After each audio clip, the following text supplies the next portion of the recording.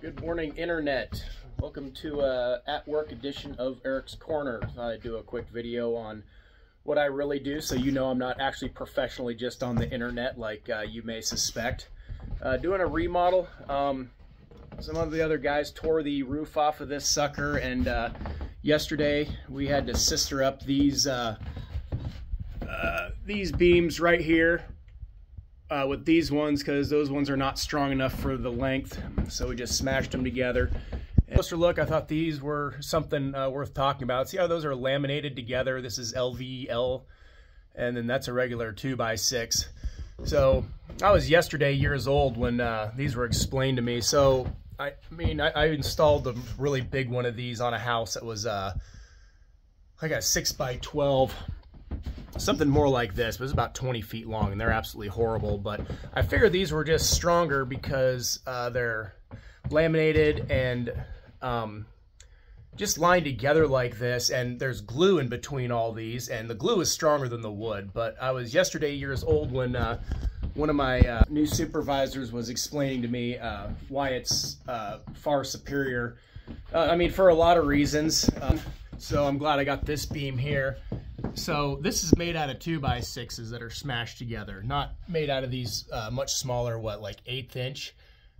You see how the grains go all different directions. So I was yesterday years old when he explained this to me. That's what the key to the strength of these things.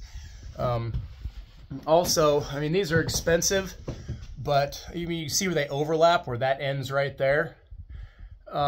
But you're not limited by the length of tree you have available. You can basically take those and make them as long as you want, or of course how many tall trees you have available, where these regular cut 2x6s, I mean, you can only make them so long. And then of course, you know, Weyerhaeuser and all these companies, they're making those to order. They're not just making a bunch of them, oh well, we'll see what sells. I mean, if a certain timber is not selling a lot, then they'll, you know, set what they have aside, and then they'll mail those out later and start making more of what the industry demands.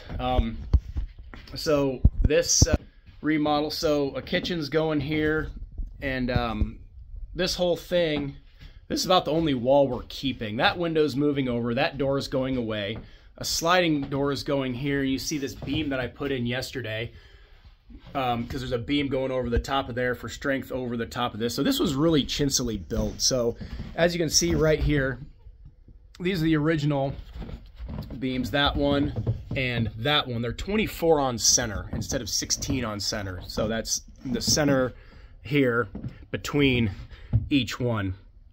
So I married these up to give these some strength. We didn't tear this whole thing down because, you know, still having this one wall available still takes a lot of work. But, you know, even if it was built perfect initially, which, I mean, nothing ever is, we're human. You know, here in Alaska, the ground heaves and moves and things shift. So now we possibly have a crooked wall, which creates kind of a hassle for doing remodels. Because again, the kitchen's going right here. But that just is what it is. So we're not taking this down, because if we did, then we'd put these 2x4s 16 on center and narrow it. And then these, of course, are also 24 on center. But we just married these up, or sistered them up. Beams going across here. So we put these 2x6s on here to give it the strength it needed.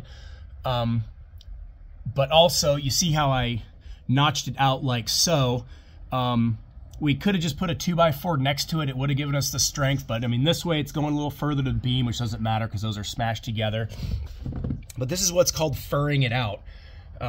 We did this because I guess the door that's going in there is going to stick out. So this is so our sheetrock will sit flush and even across all these things. So there's a few techniques we used here. So kind of cool. I kind of learned some new things. Thought I'd share it with you again, show you that I do have a real job, and you can see me in my pseudo element. So that's all I got going on today. It was a brisk 3 degrees on Blackwater Bend this morning, and now it's about 20 degrees, which absolutely sucks because it is April 10th, I believe.